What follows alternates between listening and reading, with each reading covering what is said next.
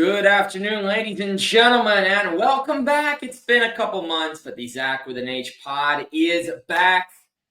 You know who I am? I'm Zach. That's Z-A-C-H. Keep the K's away. That doesn't work. Get out of here. Zachary Risache, Mr. Double C. I've seen another Zach with a double C. But hey, it's evolving, but let's respect the OG. You got Dexter Henry, host with uh, SNY, New York Post, Audacy. If you've seen a story, he's probably covered it in some capacity. Does not matter the year, does not matter the sport, does not have to be sports, but Dexter and I do go back a couple years. I've called some basketball together. I've done a couple things. And we're here today to talk about his journey. Dexter, a pleasure to welcome you aboard. Oh, pleasure to be here with you, Zach. And we got to put a lot of respect on the Zachs with an H that are out here representing. You are representing for those people. And yeah, man, it's a pleasure. I know you had a little bit of a break, but I'm glad you're back with the podcast. It's good. Yes, sir. So this is episode 10 of Zach with an H. We got Dexter. So tell us, Dexter. Everyone has that first job, that first thought when they're young. I want to do this. I want to be an astronaut. I want to be a chef. I want to be a fireman. I want to be a teacher. What was the first thing that you wanted to do? Well, you mentioned one of them. You mentioned one of it. It's an astronaut. That was for me. Okay. It was definitely an astronaut. Like when I was really young, I had this fascination with space, man. Like I remember watching the OG Star Trek with my grandmother. I used to watch a lot with her. It used to come on channel 11. I think it was like at 5 or 5:30. My grandmother used to come over a lot. She lives close in the neighborhood, and we would watch that together. That was one of our favorite things to watch. So I always had this fascination, and I was really into rockets. My parents took me to the Air and Space Museum, I think when I was about 7 years old in DC. Beautiful. And then when I was maybe about 8 years old, I think it was maybe a year after that, I had the chance to go to the Kennedy Space Center in Florida. And that was like, I was just so blown away. Like there was so much I got to see there. And if you'd have asked me at 8 years old, I thought I was going to be an astronaut. I wanted to be an astronaut. I just wanted to explore space. I thought I'd discover planets and beaming down on planets and doing all this kind of stuff. But yeah, that was my first thought of what I wanted to do, which was be an astronaut. Obviously, that did not happen No. and part of the journey. But I'll tell you what, if I ever have a chance to go to space safely, I'd probably take it because I like seeing new things, new places. So yeah, I'd still love to see. I'd love to see if anybody could tell me, I don't care if it was to just go above Earth, that would be amazing to me. Like I still would love to do that. So I guess that deep down inside, Zach, that fascination still is there because it hasn't been satisfied. So I still kind of have that desire to do that. But yeah, astronaut, that's what I wanted to be at first. And then the real question then, Dexter, is at what age did you realize you did not want to be an astronaut anymore? Yeah, I'm not. I would probably say it probably happened somewhere at around 11 in middle school. Um, I think that's an interesting time for me thinking back on that because I don't think I was as sure what I wanted to do. But what I will say is I think it was clear what I really loved, right? Like and a couple of things is storytelling and sports, which is ironically what I do now for a living. I don't think I knew then I wanted to be a sports journalist, though. I'd be lying if I said I did. But I knew I loved writing, I loved storytelling, and I loved sports. I mean, I loved reading, watching, consuming sports as much as I could. That was probably so much of my time. But at that time, if I asked you, I thought I was more as I got to high school on a track to be a doctor, which obviously didn't happen either. I wanted to do something in medicine. I thought that's what I was supposed to do. But that's not what I ended up doing. But I think, which is interesting, I try to tell younger people is listen to that voice early on about what you love. It didn't happen for me so I'm not going to lie and say I knew it at 11 years old, but I knew what I loved, and I did eventually when I got to college, which I'm sure we'll get to. I decided to dive into that interest and that love because I knew it was always there. Just couldn't deny it. Yeah, and that does take us right to Pittsburgh. What were your favorite moments? Shout out to the Panthers. What were some of your favorite moments while you were there? What did you learn? Mm. And do you still visit? Yeah, the last time I visited was the top of last year, top of 2023. I went to visit really quickly. I went to a game. I hadn't been to a Pitt basketball game since I graduated, 2005. Oh, So it was a long time. Yeah, it was like 18 years. I've been to campus. I've been back to campus a couple of times. I'd even been as recently as before then. I think it was 2019. So it was a couple of times I've been back to campus.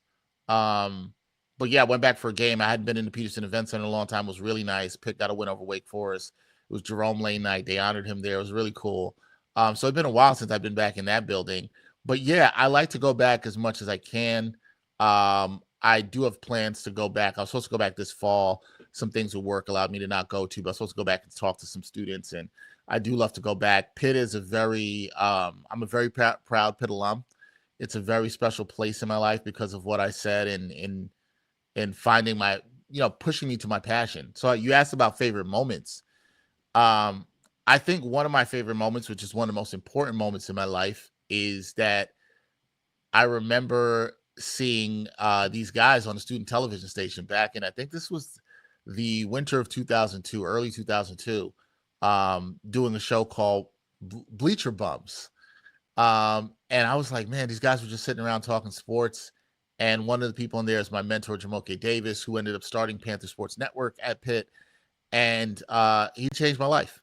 I saw those guys and it inspired me. And I was like, I could do that. I feel like I could really do that. Pitt's not a school. We're not Syracuse. We're not Northwestern. We're not Columbia. We're not known for producing great sports journalists.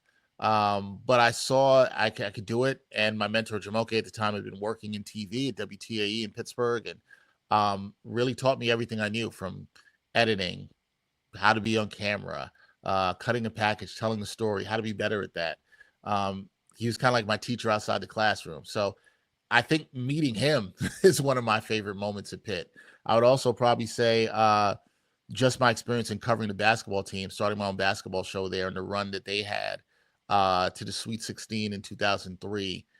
Yeah, 2003. I was thinking about 2004. They actually lost to a team whose quarter zip you had on, the Wisconsin Badgers in Milwaukee, at the time. But I would say that was one of my favorite moments. I'd have to say graduating. My parents, I'm a first generation immigrant, so my parents seeing me graduate, um, that was a great day. I have a lot, but a lot of my great moments were working around with my good friends at Panther Sports Network and doing the work I did there. I was blessed to cover some great athletes: Larry Fitzgerald, Brandon Knight, Julius Page, a lot of great dudes on the basketball team. Darrell Revis right at the end of my time there. So I was blessed. I was at a great time for Pitt sports, sort of a revitalization at Pitt sports. Zach, sometimes it's about being at the right place at the right time. I was at that time for Pitt, and Pitt sports in the time where I was learning about my broadcasting career. And I just happened to be at the right place at the right time, got to cover great teams. Pittsburgh's a great city.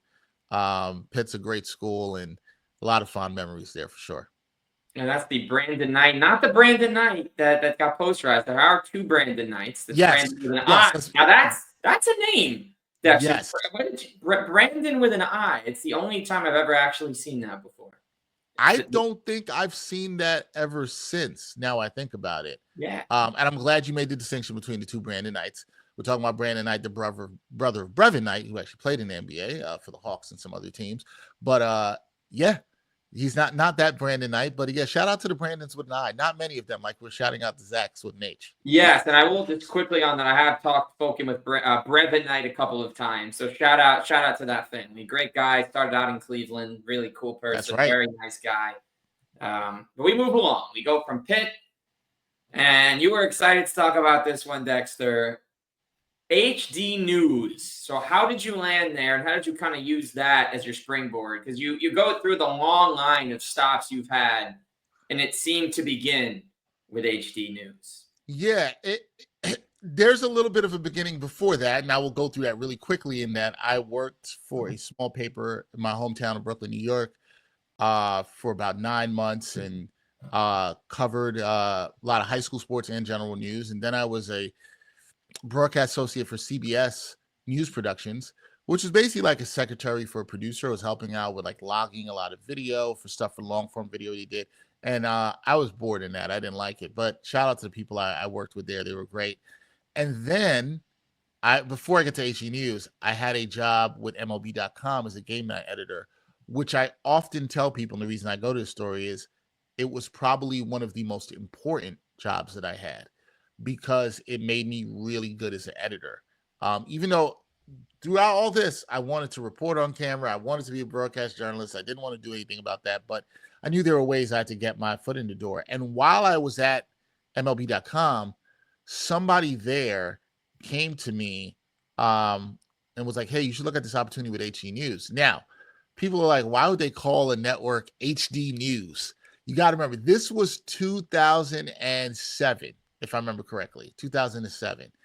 And HD, as we know now, high definition television was just becoming a thing. So there was this news network that was based out of, for people who are in the New York area, you will know the News 12 networks.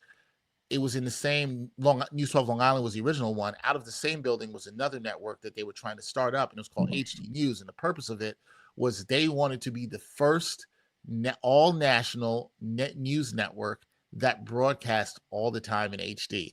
Now, at the time, nobody was doing that. And so it seemed like this huge revolutionary thing. But obviously now everybody ended up broadcasting in HD. What was cool about that opportunity is I got a job there as a sports producer. And what I really appreciate about that job looking back was I got to work with like some really, really good talent on air and just watch them work, like watch them anchor, watch their delivery, their pacing, how they wrote their scripts. Sometimes I was helping them write their scripts. So I was getting feedback on that. Our sports anchor we worked with. So that was really good. And I was working that job, doing a lot of shifts. This was far out in Syosset, Long Island. So I live in Brooklyn at the time. To get on the train and get there, because I remember at this time I didn't have a car, and to get on the train and get there, it was like almost 2 hours each way, getting there and travel to do that. And I did that. And I think that showed me a lot about uh, what I wanted to go for in my dreams, how far I'd be willing to go for it. I mean, there was a lot of long days and then quick turnarounds, but it was really good. I learned a lot about producing, how to produce a sports segment for a news show nationally, what worked, how to write better highlights to a shot sheet. I learned so much from those anchors there that I don't even think I'd realized at the time. There was just so much about writing that I got better at in terms of my broadcast writing in that job. A lot of it was editing and writing. I didn't do anything on camera there, not a single thing.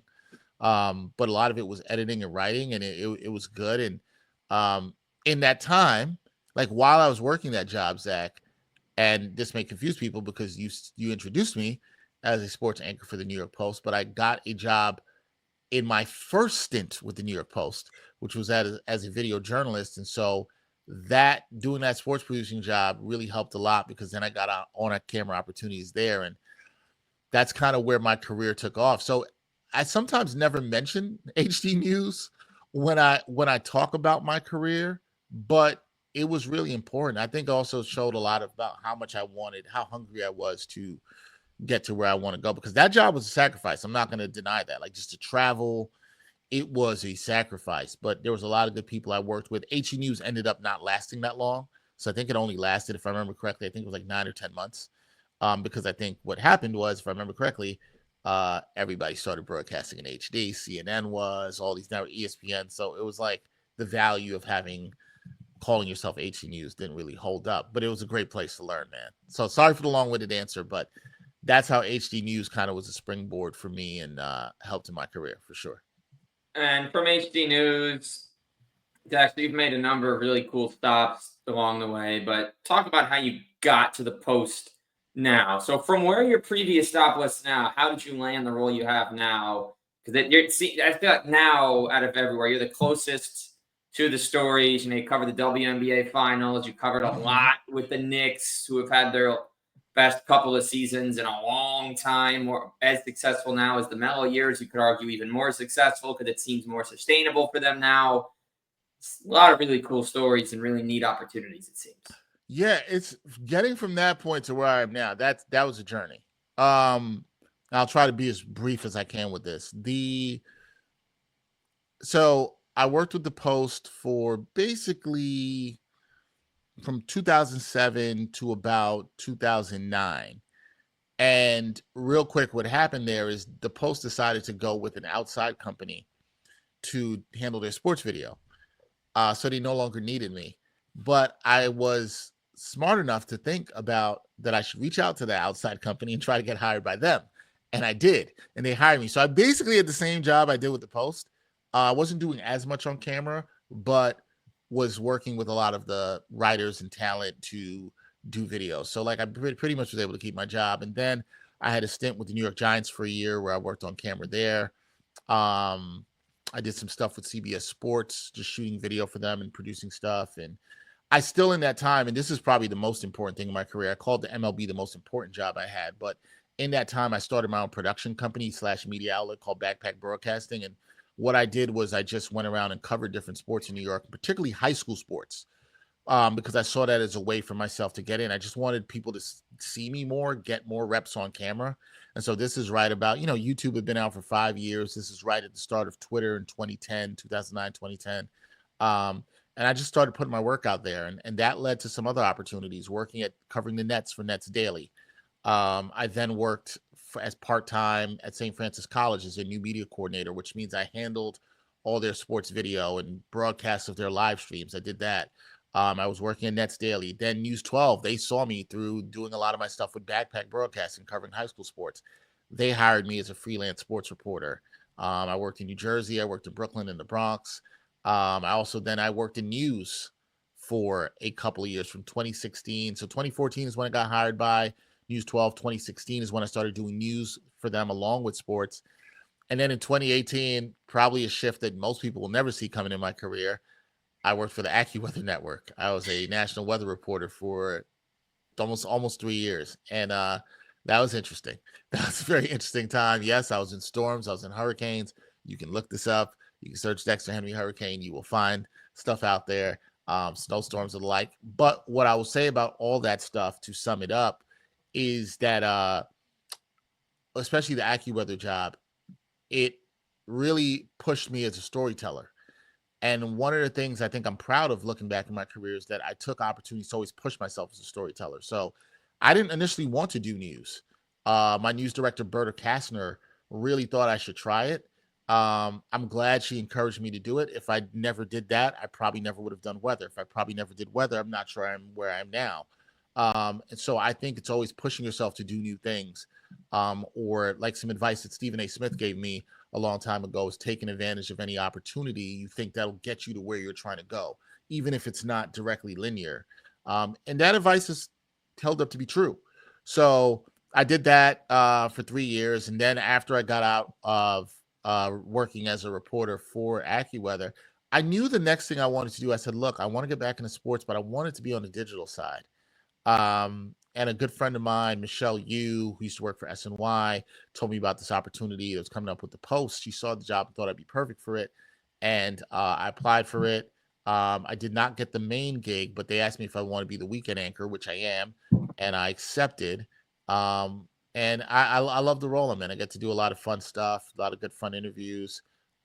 Zach is going to be on me at some point because I need him to preview the Cavs and Oh talk yeah. about that and just talk about NBA. Zach's going to be on with me for an NBA guest. So I get to talk to a lot of different people. I think that's what I love the most about my job, is that I try to keep it as diverse as possible and talk to different people and not keep it stagnant in the same. But we do a lot of good interviews, get to cover a lot of cool things. Liberty, as you mentioned, Knicks. I host a weekly basketball show. Host another show with different guests on around New York sports, with Zach has to get on as well too.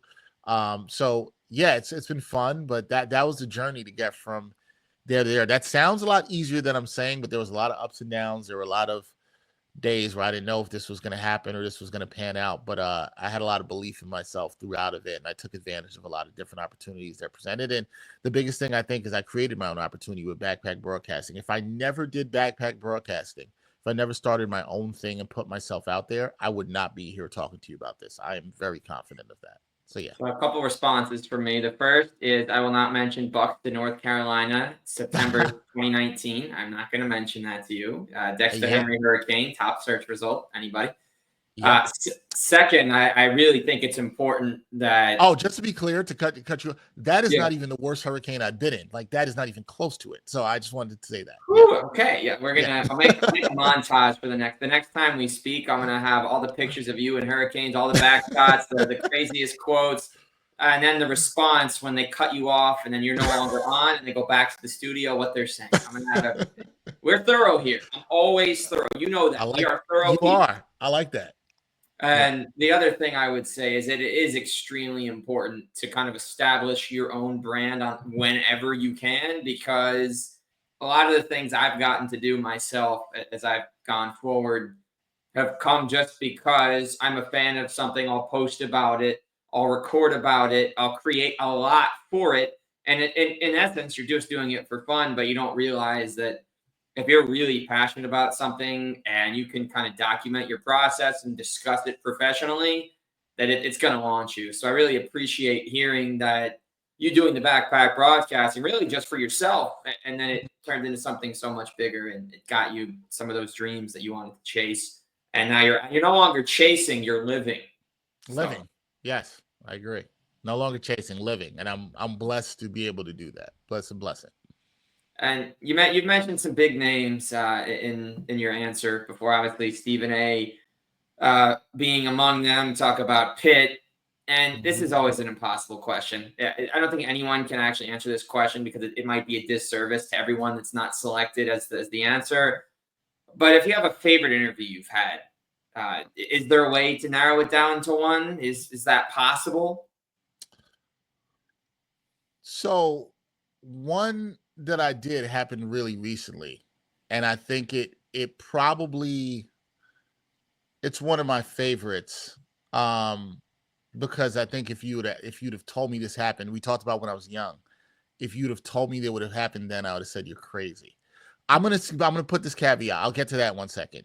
The other one that happened very very early in my career, like really early, like was I had the opportunity to interview Rachel Robinson. Um, that that meant a lot to me. Then I'm a huge fan of all sports history. Jackie Robinson, obviously, what he meant for us in this country, particularly Black folks in this country. And I think to interview Rachel Robinson, um, and I know how much she's tried to uphold her husband's name over the years and continue through his foundation. Now the great museum they have here in New York. Um, that was back in 2006. This was early in my sport. I was working for paper, and I had a chance to interview her because they were unveiling a statue in Brooklyn of Jackie Robinson and Pee Wee Reese at where the Brooklyn Cyclones, Mets minor league affiliate, single A affiliate plays. And that was just cool. I was just kind of like blown away. Like I got to interview Rachel Robinson. She's like a living legend. Her husband's a legend. Like that was crazy. But the recent one that happened and I hope I don't have recency bias, but I think this will hold up. I got to interview John Starks. I think this is not even a month ago. Growing up, I was a big Knicks fan. Um, John Starks was my guy. Huge John Starks fan. Huge John Starks fan. I had met John Starks a couple of times doing the work I've done. I've actually done some really brief interviews with him a couple of times, but this was a real sit down with him, and it was nice. I was glad he was agreed to do it. It meant a lot to me personally. I think it meant a little bit more to me, and maybe this is why this will hold a strong place for me for a long time. It's not just a fandom. I think it's also my parents knew I was big fans of Starks, and my parents were no longer with me anymore here on this earth. They they would have been really happy to see that. And I think that means a lot to me. Like I was a little sad in a way they couldn't see it, but happy at the same time. I hope people can understand that. There Of was also a course. sense of joy because I know that that's one they would. I only could have thought about what their reaction would have been to it, which would have been a lot of pride. I know they're proud, smiling down on that. So yeah, I think that one's going to mean a lot to me, not because I know what it just means to me, but what it would have meant to my parents. And so it almost like a full circle moment. Like I got to interview John Starks. It's pretty crazy. Um, so I think it was just more about connecting with him and talking with him about his glory days with the Knicks and what he thought about the team now. It was a really fun interview, and I encourage people to go check it out if they haven't seen it. It's part of my show, New York Got Game. It's a really good one. But I think anytime you get to interview somebody you grew up admiring, and it comes out pretty good, it's pretty dope, man. It's pretty cool. Yeah. Did you feel extra pressure to kind of be prepared for that? Because you're coming in, you're talking to somebody you've always admired. It's easy to make a mistake, especially you think about how much research you're doing in advance of this. You may have all your notes, but all of a sudden the mind just go blank, kind of just have to freewheel it. So and I want to follow that up, actually, Yeah. if you would, as a part two, is how important is it to be fully prepared before you go on air? Oh, always. Preparation's everything. I mean, I think as broadcasters, you want to prepare for as much as possible. So whatever it is I do, whether it's interview, whether I'm doing play-by-play, color commentary, if there's a feeling I have like I don't like to I think you can over prepare because I think then it can cause too much worry. There's a feeling, I don't know when it comes in my preparation, but where I'm just like, okay, I feel good. I know where I want to go with this interview. I know this information. John Starks was easy to prepare for in a way because I knew so much about him already, right? Like being a fan growing up. And there were some things I actually had learned about him probably in the last, I would say 3 to 4 years. I learned like some things about him through Chris Herring's book, Blood at the Garden. Fantastic read. It was a Fantastic. fantastic He's read. been on the pod. Shout out Chris Henry. Oh, Chris has been on the pod. Yes. Chris is a great guy. Shout out to Chris. Chris is fantastic. And Chris did a great job with that book. And I learned some things about John Starks that I didn't know there that about him personally that was really cool. And yeah, I prepared, but you asked if there was extra pressure. I do feel like I put a little bit on myself because I was like, yo, man, like this is the guy, this was your guy growing up. This is a big moment. I do think I recognize in my career when certain things are big moments. Maybe depending on who you're interviewing. But one of the things I really try to tell myself is you don't want to ever let the moment become too big. If you treat every interview with the same preparation and same dedication you have to the craft, then it's going to be okay. So I don't necessarily worry as much. It's like the pressure for a second, but then I'm like, all right, Dex, you know that you have to perform just like you do in it doesn't matter who I interview. I treat it with the same level of preparation. And I think because I do that, it'll show my work. So but being prepared is important because everything is not going to go extremely to plan in an interview. You could have a guide, but what if the person says something really interesting? This is why listening is the most important thing you could do. To me, that's the most important thing you could do in an interview, Zach. Preparing with your questions is great, but how you listen is the most important thing because then you have to be ready. Well, what if the person says something you need to follow up there that's really interesting that you think the viewers will connect with? You have to be ready for that. Listening is really the most important thing you can do. The best interviews are the best listeners, not the best question preparers, in my opinion. It's who listens the best and then reacts and can pivot and maybe take the interview where it needs to go because the person will dictate for you where the interview needs to go. You can have your guide, but your interviewee will dictate a lot about where that is. So yeah, being prepared is important, but being flexible is also really important too. And kind of bouncing off that, Dexter, what would you say is your advice for those people that want to get into your line of work? That's a good question. I like when people ask me this question because I think that one of the things hear people talk about, and you know this well, Zach, is that media is always changing. And I do agree with that 110%. But I think what we've learned from the changing landscape is a lot of what I think I figured out in 2010. I don't think I figured it out then. I think I was just doing what I thought was necessary. And that's don't wait for people to give you an opportunity. The beauty of today, I think even more so than when I was doing it in 2010, and it's beautiful, is that you can create your own opportunity. You want to talk about something, you create your own content. You can make your own podcast. You can go get your own guest. You can build your audience if you believe in what it is you want to do. So I think my biggest advice is it's never too early to start. I tell people as young as high school this. Find people that you like. Try to find good mentors. Find people whose work you like, but then find your voice and find your own style.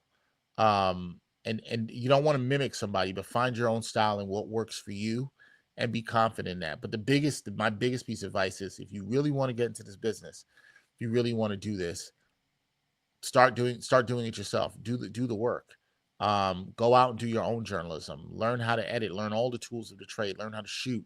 I had to learn all that, and I'm grateful for that, because it's made me really good at the job I am now, because I know other people's roles, and I think that helps me in my job. So it's learn as much as you can would be one, and create. Do not be afraid to create. Do not be afraid to put your own stuff out there. You might be overwhelmed. There's a lot of people putting content out there today, but not everybody's good. Some people are really good. Some people aren't so good. But even if you start off not so good, you can always get better if you work at it every day. And the biggest thing, just to go back to what we said about backpack broadcasting, what I wanted at the time was, I was hoping somebody saw me and gave me an opportunity. And that stuff did happen. But the biggest thing I was doing at the time was, I was getting reps. That was the biggest thing. I was going out, I was getting reps 2 to 3 days a week, just reporting, editing, shooting. I was just getting reps. So by the time I was in other situations, I already had those reps. And that's the biggest thing. It's like, can you get the reps? Because unfortunately, there's not a lot of places giving it to people now as they come along, which is disappointing in media. But I think there are also ways for you to get your own reps and still get the guidance from other people you need. So create, get your reps, believe in yourself, find good mentors. That's my advice. Very well said. And that takes us to what I think, it's the least informative but the most telling segment, is where I just ask you a bunch of random questions about things you like, and we find out who Dexter Henry is underneath the man we see on television, whose voice we hear, and who refs for Pitt. So you ready? I changed it up. It's not what I sent you. I changed it up a little bit. Oh, I like this. A little trickery. Zach, some people know Zach sent me a bunch of questions that I came prepared for. And a couple I had to really think about, because I was like, I'm not really sure about this, which I like the questions, but now you switch it up. All right. Switch it up. All right. So I was going to start. I'm going to do start, bench, cut, pancakes, French toast, and waffles. This is always an interesting question. Start, bench, cut. You said pancake, French toast, and waffles. Yep. All right. Starting pancakes, benching waffles, cutting French toast. I do not like French toast at all. What about it don't you like? I'm not a big fan of syrup. So that's, which now people are going to be, what do you do with your pancakes? I do not put syrup on them. I don't either. I eat them plain. Oh, and you don't even put butter on them? Occasionally I'll put butter. If I'm out to eat, I'll occasionally put maybe on one of them, but I eat a lot. I'm a plain guy. I respect that though. I respect. So you're a non-syrup guy too? Correct. I don't know. I also don't love getting my hands sticky when I'm eating anyway. I'm the same. Can I ask you a question? Yes, you may. What has been the reaction in your life when you've told people that you do not eat syrup? Well, I had it a little bit growing up. It's not a reaction. It's when I say I don't have ketchup at all. Like I'm not pro ketchup. That's where I kind of I think ketchup's an overrated condiment. I'm kind of with you. I think I don't dislike ketchup. I just think it's an overrated condiment. I don't know. I don't. It's a smell too for me. I don't love the smell. I don't love how it looks. I'm just a plain person. Like I'm okay eating a whole salad without dressing. Me too. Well, I'm the same. I'm like that. I don't have to have dressing on my salad. I can. I don't need it. Yeah, if I do, I may go for Thousand Island or something every now and then, but I'd rather just have a plain salad. I'm with you. Yeah. You know what? It is good to talk to you. I don't feel like I find people like this I could talk to. I feel seen, man. I feel seen. I got you. And then there's a part 2. I'm curious. I created this one myself. The results haven't been that crazy. And I will give you mine, and then we'll rapid fire through the rest. But another start, bench, cut, sandwich, wrap, and panini. Sandwich, wrap, and panini, you said? Yeah. Okay. So this is interesting that you asked this question. If you probably would have asked me this 4 months ago, I would have had a slightly different answer. Okay. Yeah, but certain things have changed for me in a dietary sense, so this affects how I'm doing it. I'm going start, wrap. Yep. Bench. And it's funny because I like all 3 of these things. Yeah. I'm going to bench the sandwich. Yeah. And cut the panini. Okay. What's yours? I cut the sandwich just because I think about how heavy all three are and how you feel when you're done eating each one. You feel like the wrap usually do need a side. The other one, sandwich is the only thing you can have by itself. But I feel like panini, just more places don't have them, and the options of what you can actually order in it when you go out are less. Whereas you can put anything in between bread, but when you're closing it down, they get picky on you. But I'm a big wrap guy. I could have three. I could live on 3 or 4 chicken Caesar wraps in a week.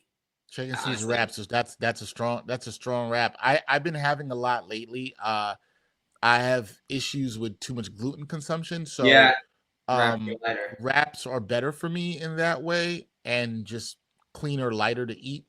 I do enjoy panini. I think a panini is a good in between both. If in a way, if you'd like. Don't get me Mhm. wrong. I sometimes can miss a good sandwich, but I don't like the heaviness that I feel anymore. So Yeah, sandwich. I kept it as bench because I still would like it every now and then, but I probably shouldn't I have get that. it.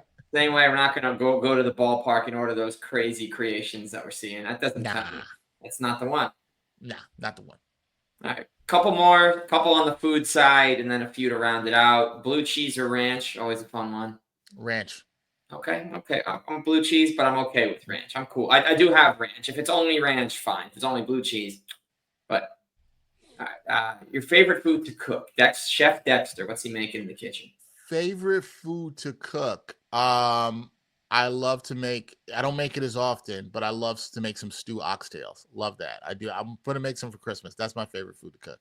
Okay, and Yeah. your favorite to order out? Favorite to order out? Probably Chinese. Probably Chinese food. Yeah. What are you getting with that order? Stuff like that. That could change from I'm order to I'm a order. I'm a chicken and broccoli guy through and through. Chicken and broccoli, little pork fried rice, probably some chicken wings on the side. That's my staple. Yeah. And then what's your soup of choice when you go there? Oh, wonton soup. Oh yeah, Yeah. well, no egg Yeah. drop.